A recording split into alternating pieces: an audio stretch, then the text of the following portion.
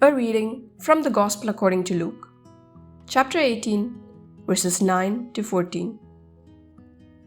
Jesus addressed this parable to those who were convinced of their own righteousness and despised everyone else. Two people went up to the temple area to pray. One was a Pharisee and the other was a tax collector. The Pharisee took up his position and spoke this prayer to himself. "O God, I thank you that I am not like the rest of humanity, greedy, dishonest, adulterous, or even like this tax collector. I fast twice a week and I pay tithes on my whole income." But the tax collector stood off at a distance and would not even raise his eyes to heaven, but beat his breast and prayed, "O God, be merciful to me, a sinner." I tell you, the latter went home justified, not the former. For everyone who exalts himself will be humbled, and the one who humbles himself will be exalted.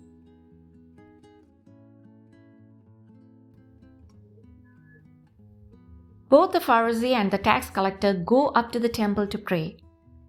We could say that they go up together, or at least they find themselves together in the sacred place. Yet they are divided, and there is no communication between them. Both take the same path, but they do not walk together.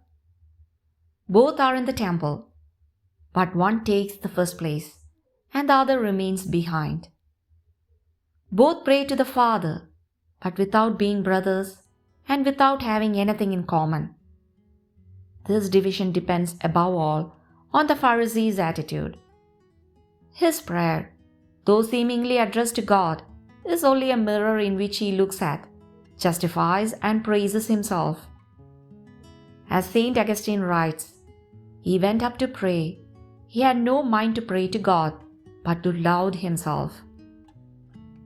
Feeling superior, he judges the other with contempt and looks down on him. The Pharisee is obsessed with his own ego and in this way ends up focused on himself without having a relationship with either God or others. Brothers and sisters, this can also happen in the Christian community. It happens when the ego prevails over the collective, causing an individualism that prevents authentic and fraternal relationships. It also occurs when the claim to be better than others, as the Pharisee does with the tax collector, creates division and turns the community into a judgmental and exclusionary place. And when one leverages one's role to exert power rather than to serve.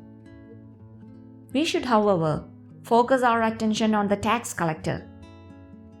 With the same humility that he showed, we too must recognize within the church that we are all in need of God and of one another, which leads us to practice reciprocal love, listen to each other, and enjoy walking together.